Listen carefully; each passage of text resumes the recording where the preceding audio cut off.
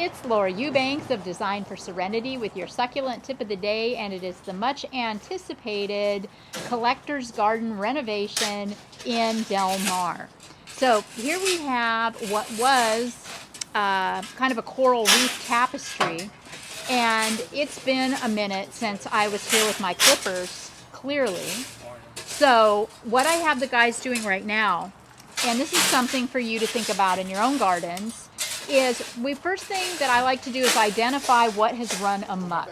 Okay, what Gordon, see what Gordon's got right here. That has definitely that cotyledon has run amok. So that is going to get set aside. We may end up clipping and resetting pieces of that, but this Swizzle Sticks is another example. The Antipurpureum it's just too all over the place. So we are going to cut pieces off of that and reset it in a more attractive, dialed-in fashion. This aloe here also, it's just gotten too big. The glauca, no, it's like glauca, but it's green. This distans also, I just don't personally love the look of that. I would rather cut this and set a piece back in the ground. So that's the idea. You know, rather than get really overwhelmed, just start somewhere. Start identifying the things that you know you don't want in there the way they look right now, and get them out, okay? Then you can begin replacing things as you see fit. We are also going to be retrofitting the irrigation to subterranean drip, and so the guys are going to identify where that is in here. I don't remember. Then over here, yeah, over here we are going to be installing another tapestry. So what the guys are doing right now is pulling some of the gravel out and spreading it around in the front yard here into the low spots where it's needed, because I'm not using gray gravel in my tapestry. So what we don't repurpose over here, we will simply bury with soil, and you know, it'll be just fine. You don't have to excavate wood chips or rock when you're doing a succulent garden. You can always just add stuff right on top.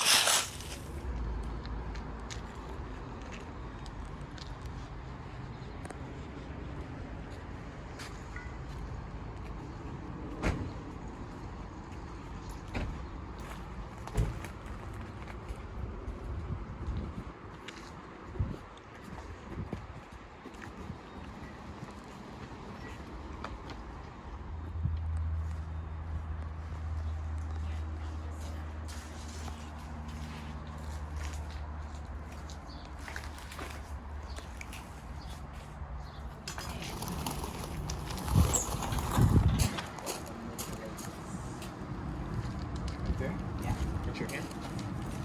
Watch your foot. That looks better. Yeah, that's good.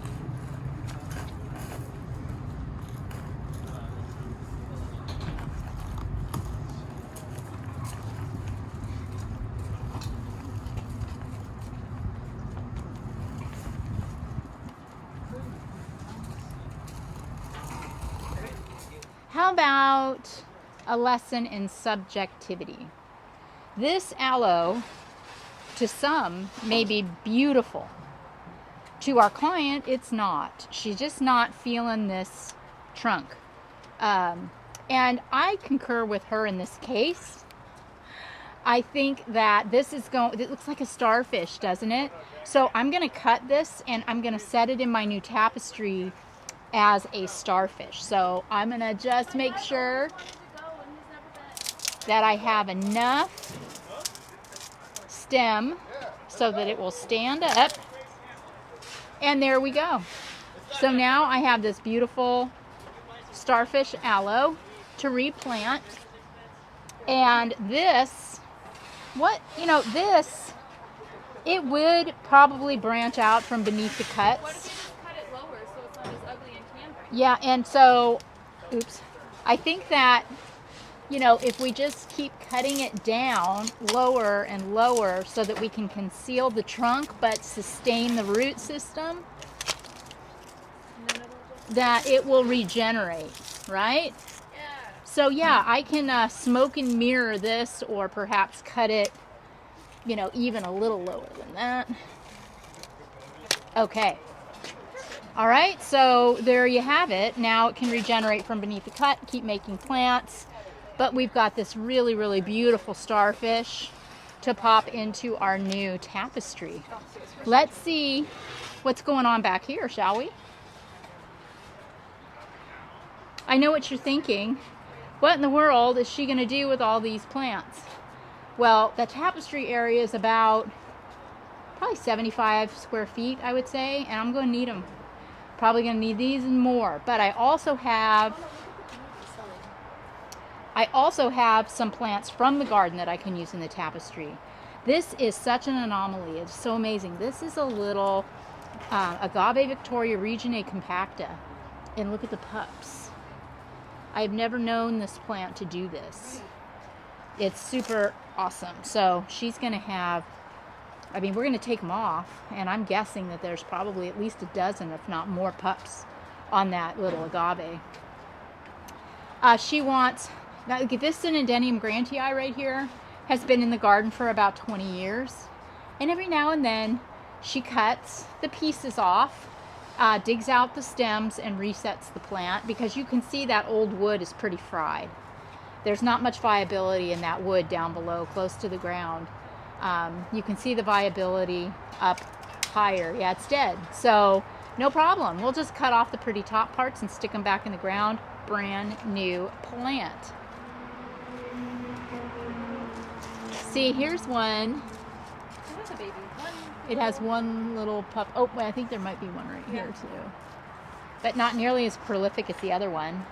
I had Gordon dig out the Agave bracteosa and the Aloe-ferox that were in here because they were getting too big for this tier. So we're going to be pulling in some other plants into this space, and I'll be sure and show you where we rehomed those two plants. This Aloe striata, this is what I don't like about this plant. See all that dead wood underneath? It's just a hot mess. It would take probably an hour to clean that plant. So but she's emotional about it. So I think what I'm going to do is go ahead and dig it out, but clean up a number of the prettier ones and reset them. And then she'll have some others that she can work into other areas at her discretion. Then also these tipped pots need zhuzhed. They just got, you know, they're just tired is all. I'm excited to rework these. What's going in here? Oh, right, the elephant in the room. This was a big old citrus tree that had really had its day. So we are going to put one of three things in here. Caesar from Sun Valley Nursery is going to be bringing a big Aloe-ferox and a big Aloe Bainesii tomorrow. So we're going to see which one we like better. I also have that 4-trunk Dracaena Draco to find a home for. Then over here, can you believe this Ficrea McDougalii? So there was another citrus tree that had grown from seed, so it never produced any fruit. We had that removed, and we had a little Mediterranean fan palm dug out of here that was really sad. And now we've got this magnificent Ficrea. And so I don't want to overdo it in here. So I'm going to be pulling in some more boulders. You can see we're starting to work in a little mounding. And then I'm going to put a couple of more statement plants in this area, along with the boulders and the movement in the topography. Just tighten that all up. Shelly has a lot of tchotchkes that are phenomenally beautiful in her garden, and everything matters and everything means something to her. So all of the stuff that you see around is just set out of the way so that we can restage it at the end of the project. So we got the equivalent, about 1.5 yards of soil dropped in the tapestry area. And you can see we have 1, 2, 3, 4, 5, 6, 7, 8, 9, 10, 2 foot. A couple of them are 2 foot plus, a couple are 2 foot minus boulders the Baja Cresta, and I need more. I'm going to need some 1 foot minus still to sprinkle around, and I need about another half a yard of soil. So I've got, you know, the majority of the boulders staged, and you can see I'm throwing more soil on top. That's perfectly okay. I'm going to manipulate and gyrate and move this around how I want to because I'm the daddy. So don't be intimidated by your soil. You can always move things. You can always add materials as you go. And take away too. You just do you.